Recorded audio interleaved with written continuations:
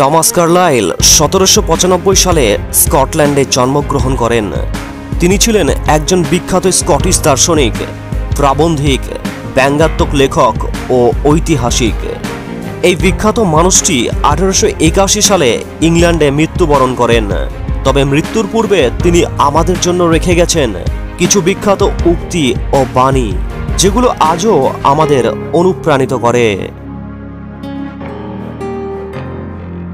জীবনের প্রতি ক্ষেত্রে কি পেলাম সেটাই বড় প্রশ্ন নয়, বরং কি করেছি সেটাই বড় প্রশ্ন।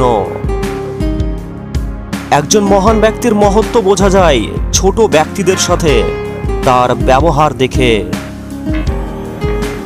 বন্ধুত্ব একবার ছিঁড়ে গেলে পৃথিবীর সমস্ত সুতো দিয়েও সেলাই করা যায় না।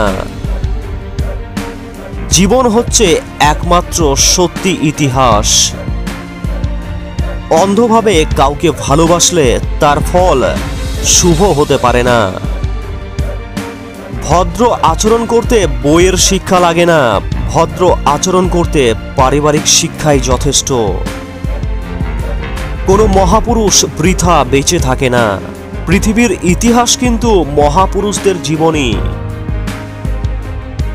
আমরা নিজেকে সবচেয়ে সুখী মনে করি এবং তাতে আমাদের লাভ ছাড়া ক্ষতি হয় না।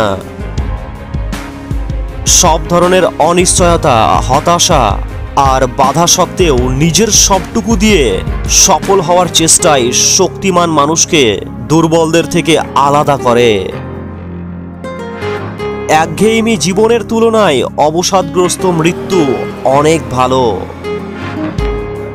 একটি তোতা পাখিকে চাহিদা ও যোগান সম্পর্কে শিক্ষা দিলে সে ভালো অর্থনীতিবিদ হতে পারে। সহনশীলতা হচ্ছে নিবিড় ধৈর্যের ফল। শত্রু না থাকলে যুদ্ধ নেই, যুদ্ধ না থাকলে জয় নেই, জয় না থাকলে মুকুট নেই।